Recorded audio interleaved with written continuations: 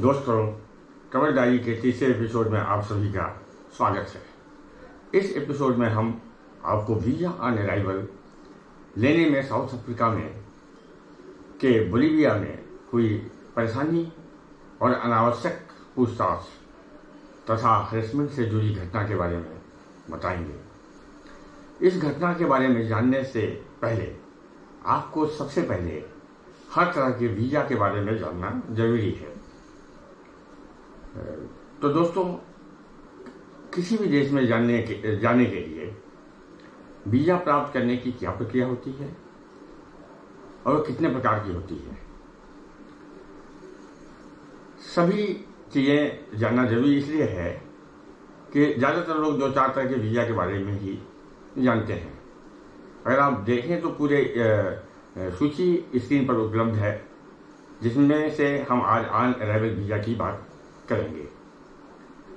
हर देश की वीज़ा देने की अपनी एक पॉलिसी होती है और यह उस देश की दुनिया के अलग अलग देशों के लिए अलग अलग होती है, जो इस बात पर निर्भर करती है कि उस देश के साथ वीज़ा देने वाले के कैसे राजनयिक, व्यापारिक या अन्य तरह के संबंध हैं। अब आप पुनः स्क्रीन पर इस सूची को देखिए, जिसमें 2023 की अद्यतन स्थिति के अनुसार भारतीय पर्यटकों को कुल 34 देशों में वीज़ा ऑन अराइवल की सुविधा उपलब्ध है। आमतौर पर इमिग्रेशन अधिकारी जो टूरिस्ट होते हैं, विजिटर होते हैं, उनके पासपोर्ट और बायोमेट्रिक की जांच करके निर्धारित शुल्क जमा करवा करके पासपोर्ट पर स्टाम्प लगाकर या कहीं कहीं ई वीज़ा की तरह का पेपर दे देते हैं। मैं इस सूची में से श्रीलंका, मालदीव और थाईलैंड अभी हाल ही में पिछले 2 वर्ष में गया, कोई परेशानी नहीं हुई। इसी को उदाहरण मानकर ही मैं पिछले वर्ष यानी मई 2022 में साउथ अमेरिका के बोलीविया, जो भारतीयों को ऑन अराइवल वीज़ा देती है, पहुंच गया। $60 उनकी फीस होती है। लेकिन मेरे साथ बोलीविया में जो कुछ हुआ, उसने बहुत कुछ हमारे देश में किसी प्रकार की लाइसेंस अगर आप लेने जाएं तो जिस तरह का हरेसमेंट होता है, उसकी याद दिला दिया। वैसे मैंने पूरी कोशिश की थी कि मुझे दिल्ली से ही वीज़ा मिल जाए, पर दिल्ली में इससे जो बोलीविया का दूतावास था, वहाँ पे कोरोना के कारण किसी विदेशी स्टाफ की मृत्यु हो गई थी, जिससे ऑफिस बंद चल रहा था। अब आप स्क्रीन पे देखिए मेरा जो पत्राचार उनके साथ हुआ था। फिर हमने सोचा कि चलिए ऑन अराइवल वीज़ा बोलीविया में ही ले लेंगे। घटना कुछ इस प्रकार से है।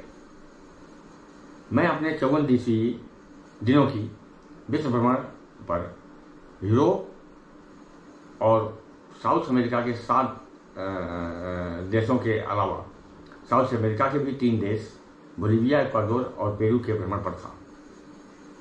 स्पेन के मैड्रिड से मेरी फ्लाइट बोलीविया के सांता क्रूज एयरपोर्ट पर थी, जो 10 घंटे की उड़ान थी, और मैं वहाँ सुबह 4 बजे पहुंचा सेंटा क्रूज एयरपोर्ट पर।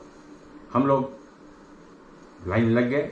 एक बात आपको बताना जरूरी है कि बोलीविया में ऑन अराइवल वीज़ा प्राप्त करने की सुविधा केवल 2 अंतर्राष्ट्रीय एयरपोर्ट, ला पाज और सेंटा क्रूज पर ही है। हमारी जो सुक्रे की आगे की कनेक्टिंग फ्लाइट थी, हमें जाना था सुक्रे, वो सुबह 8:40 पर थी, तो लगभग 4.5 घंटे का हमारे पास समय था। और उसी एयरपोर्ट से ही निकल कर वहीं डोमेस्टिक फ्लाइट पकड़नी थी, वहीं से दोबारा चेक इन करके। समय हमारे पास काफ़ी था, इसलिए हमें कोई हड़बड़ी भी नहीं थी। हम दोनों पति पत्नी आराम से इमिग्रेशन की लाइन में लग गए।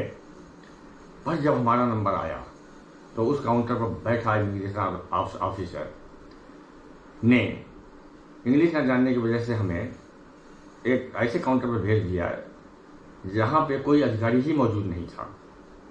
अलबत्ता फिलीपींस का एक कपल वहाँ पहले से लाइन में था, सबसे आगे। हमारी सारी निश्चिंतता धरी धरी रह गई जब सारे काउंटर खाली हो गए और सभी ट्रेवलर्स चले गए। केवल हम 5 लोग, एक नेपाली भी था, मतलब सभी एशियाई मूल के थे। हमें स्पेनिश आती नहीं थी और वहाँ जो कुछ स्टाफ मौजूद थे, उन्हें स्पेनिश के अलावा और कोई भाषा नहीं आती थी। फिर हम लोगों के बार बार रिक्वेस्ट करने के बाद एक आदमी आया जो हमारे पासपोर्ट लेकर चेक करने के लिए चला गया। लगभग आधे घंटे के बाद वह आया और केवल हम दोनों को बुला के ले गया। वहाँ पर बैठे जो ऑफिसर था वो उसे इंग्लिश पढ़ना जानता था। उसने मेरे बचे हुए 45 दिनों के ट्रिप की एक एक फ्लाइट बुकिंग, होटल बुकिंग से लेकर सारे कागजात देखे और गूगल पर उनके द्वारा पूछे गए जो प्रश्न थे उसका मैं जवाब लिख करके देता रहा, स्पेनिश में कन्वर्जन करके। थोड़ी देर बाद वह भी शांत हो गया, बर्जर साहब। तब थोड़ा हल्ला हम लोगों ने करना शुरू किया। उसे बोलविया एजेंसी दिल्ली द्वारा जो हमको संदर्भ पत्र भेजे गए थे, मेल, वो भी दिखाया, लेकिन नहीं, बिल्कुल हमारे यहाँ की परंपरा के अनुसार जो पुलिस होती है, एक पुलिस आया, हमको थोड़ी देर बाद टॉयलेट के पास किनारे ले गया। बार बार कभी मेरी पत्नी के पासपोर्ट के पेज बदलता रहा तो कभी हमारे डॉक्यूमेंट की फाइल देखता रहा, जबकि उसे इंग्लिश नहीं आती थी।